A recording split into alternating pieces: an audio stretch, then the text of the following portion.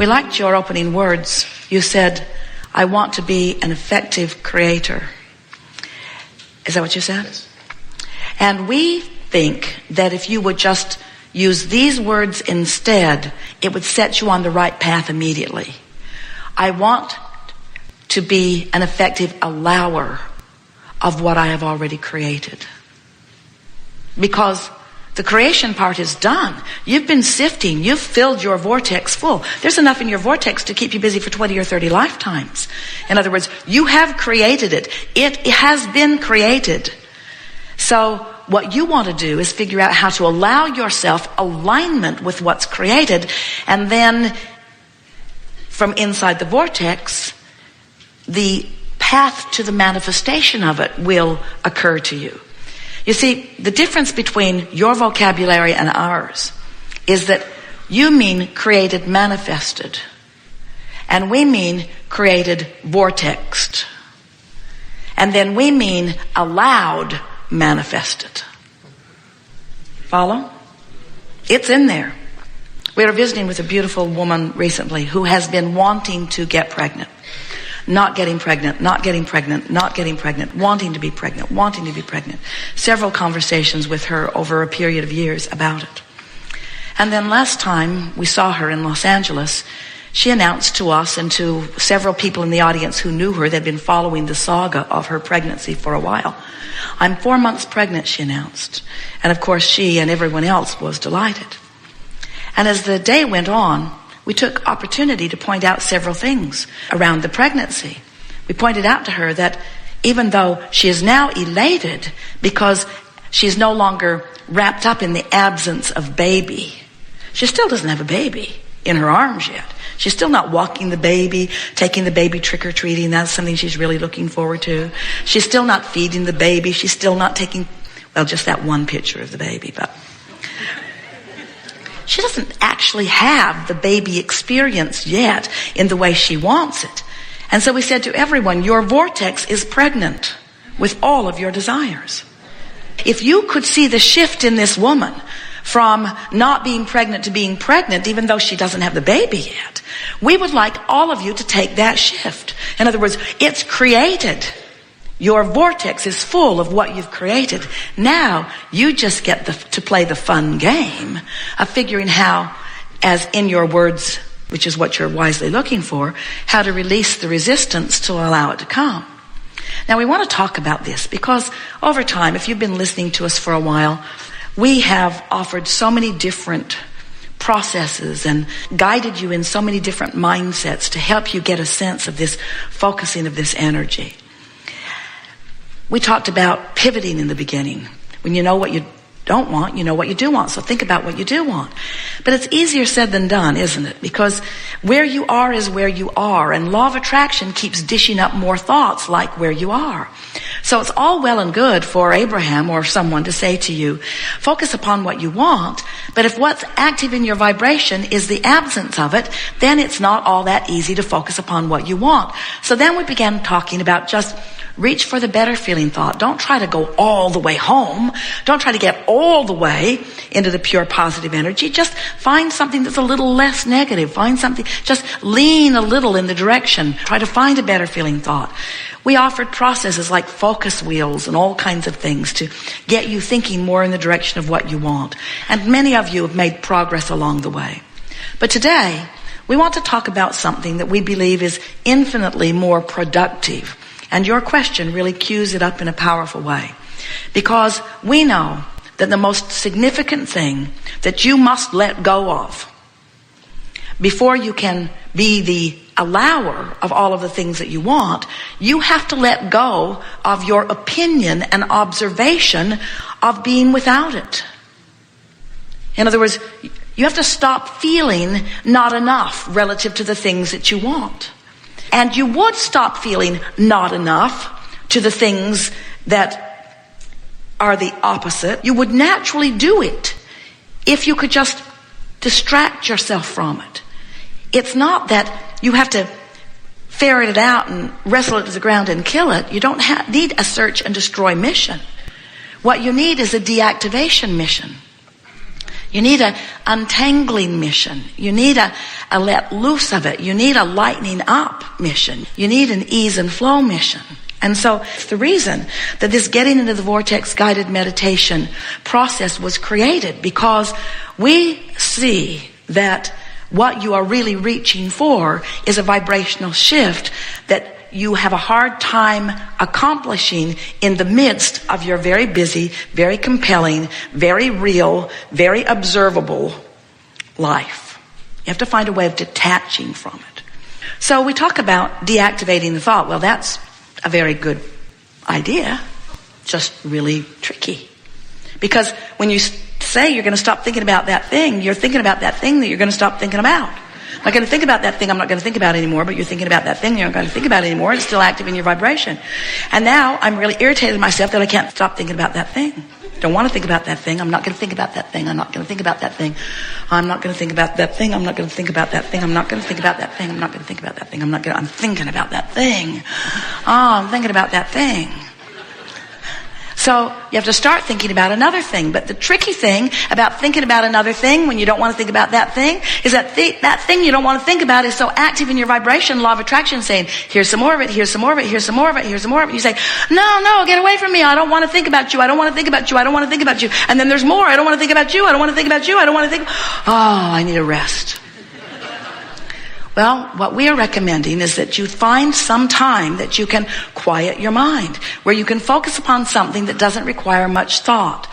So Jerry and Esther have gathered together with the help of a wonderful musician who put some really good music together, really strange music that we specifically requested, music that's not like music you usually hear because it doesn't beat the way music is supposed to beat. It's unpredictable. And if you try to sync your breath to it with 1, 2, 3 breaths in, one long breath to 3 counts is a better way of saying it. Esther likes to suck it in, suck it in, suck it in, and get as much in as she can in 3 beats, and then long, slow 5 beats out. Well, it takes a little while to figure that out. Have you been playing with it? And as you figure it out, what happens is you cannot be focused upon something like that and stay actively involved in those things that have been bothering you. So the more often you do that, the more you allow your vortex to train you upward. So what are we really saying? We've been telling you for years that when you think a thought, that then you have an emotional response to the thought that you think. We say to you, when you think a thought, that active thought, then attracts other thoughts like it. And now you have a more active connection with that thought. We've been telling you that for a long time. And now we're saying to you that if you will find some way of thinking as few thoughts about as few things as possible, by choosing something to think about that you usually don't think about, but something that is completely without resistance, that what will happen is, over time, gradually, not the first day, not the second day, but certainly by the 30th or 40th or 50th day, if you sit for 15 or 20 or 30 minutes in meditation and you have the singular intent of activating your attention to this music and syncing your breath with it, after a little while, the words that we are speaking in the background will come to the forefront, and you'll realize that you are actively involved in thought that is inside the vortex. You'll find your mind rambling, but it will be on positive things. You see, you don't wrestle the unwanted to the ground. You just leave it behind. You just leave it behind. You let it just fade into the vibrational distance. Every thought that's ever been thought still exists. So we're not going to tell you it's gone forever, because you could talk to an old friend, listen to an old song, you could look through some old photo albums, you could focus it back in, but you won't focus it back in to where it was to begin with letting it go. In other words, it takes a while to let it go, and it would take a while to bring it back. Do you like being deliberate creator? Are you on the verge, or have you moved into the understanding that this is a vibrational universe in which you live? Do you accept that through the directing of your thoughts that you focus the energy, that's how you create? Does it please you to know that knowing what you don't want helps the process? So, does it make you want to be a little more patient with yourself in the interim before things manifest? Are you approaching the willingness to want to go to the vortex for the feeling of it rather than for the manifestation of it? Because once you get there, once you say, my vortex is my objective because there I am whole and therefore feeling good, and then I will focus specifically. Now you are really a powerful, deliberate creator. And here's why. People often think that it is the setting of the goals that is the creative work. Well, the creative work happens when you're in the middle of a relationship that's no fun. That's when you put more fun. The creative work is when you're sifting through what you don't want, knowing what you do want. In other words, the creative work is the sifting, sorting process. That's the creative work. You've done it, you've done it, you've done it, you've done it, you've done it, you've done it. The creative work is there. Then people think, oh, I have to get really specific about this thing that I want. But when they're really specific, when they don't have it, what do? They hold themselves away from it. You follow that, don't you? We've been talking about that all morning.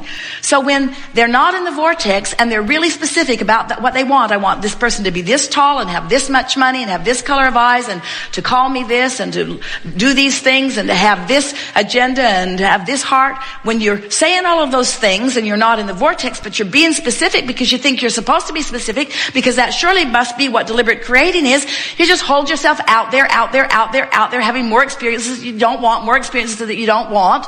Too specific. But then you get general. You quiet your mind, you bask more, you have a massage, you put your feet in the water, you pet your cat, you listen to the meditation CD, you listen to music, you do more of those things that ratchets the specifics down.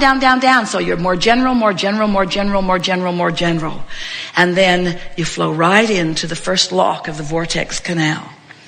And now, when you think about what you want, you do it because it feels good to think about what you want, not because you're trying to be specific in order to make things happen. Can you hear the difference? Now you're talking about it because it feels good. Now you're talking about it because you can't stand not to talk about it. Now you're talking about it because it's who you are and it's what's showing itself to you. Now you are going with the flow of it. Are you following what we're getting at? This is such an important distinction. You want to get into the vortex and then be specific. So the rule of thumb has always been, be as specific as you can be and still feel good. And when you're not in the vortex, you can't be specific at all and feel good. But once you get into the vortex, that's when you want to start talking about it. Jerry and Esther will get into a moment in time where they're feeling so good, where something that has happened is feeling so good, and they will just milk it. Anybody listening in would think they had lost their minds because it feels so good to just keep reiterating over and over again how much I love you and how good life is and how fun this is and wasn't that good, and did you hear what she said, and did you see the look on her face when she said it, and did you see the look in his eyes when he heard it, and did you see how we all laughed when we did it, and do you remember what it was like when we were floating on that river, and do you remember the river guide and how clever he was and brought us right up to the edge, and I climbed right out on the boat, and the sloth was hanging right down in a branch, and I looked at him and he looked at me, and he moved his head and he moved his arms so slowly as if to say, I love you too. Jerry and Esther have had that conversation 15 or 20 times since they had their up close and personal relationship with the sloth on the Amazon River in Costa Rica. In other words, they just keep milking it. Eric was the man who was driving the boat. He would say, can you see that crocodile? What crocodile? He would put his laser beam on it and he would shine a light right on the eye of the crocodile, and then the crocodile would look at them and they would look at it, and it would look at them and they would look at it. Just milking magnificent moments. You see what we're getting at? Do all of your offering of consistency and of focusing once you're sure you're in the vortex, and watch the power and the leverage of the energy that creates worlds help you manifest anything that you want endlessly, eternally. Good time for a segment of life.